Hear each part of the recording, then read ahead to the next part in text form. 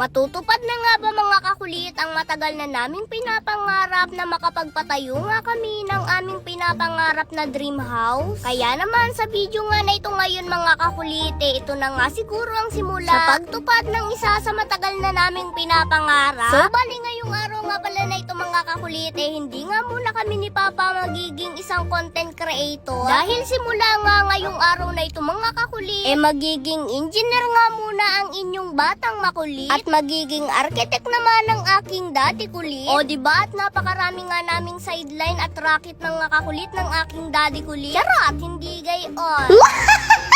Charot! Bali ngayong araw nga pala na ito mga kakulit dahil engineer nga muna ang inyong batang makulit at architect naman ang inyong daddy kulit. Magsusukat nga muna kami ng laki ng bahay na aming ipapatayo. O diba akala mo may pampatayo na pero wala pa naman talaga.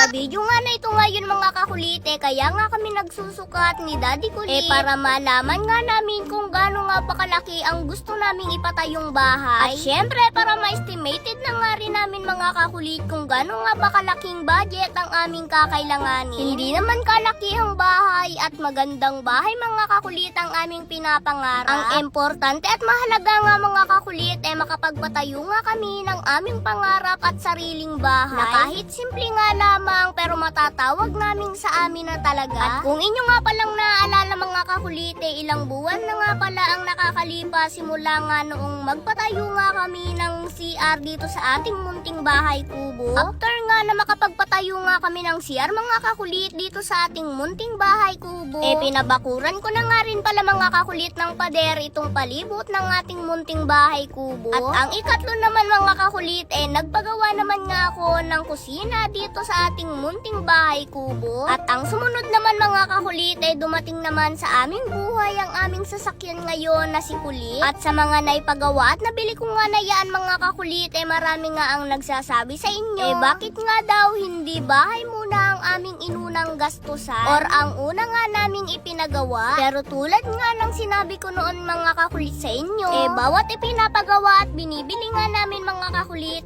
may kanya-kanya nga itong budget. Kung ano nga yung una naming maipon, siya nga yung una naming ipinapagawa. Kumbaga mga kakulit, sa buhay at sa pangarap naming pamilya, step by step nga ang nangyayari. Humahakbang kung alin nga lamang yung aming kaya. Kaya naman kung kaya mo nga din akong mahalin, hahakbang na nga rin ako patungo sa'yo. Charot, hindi gayon.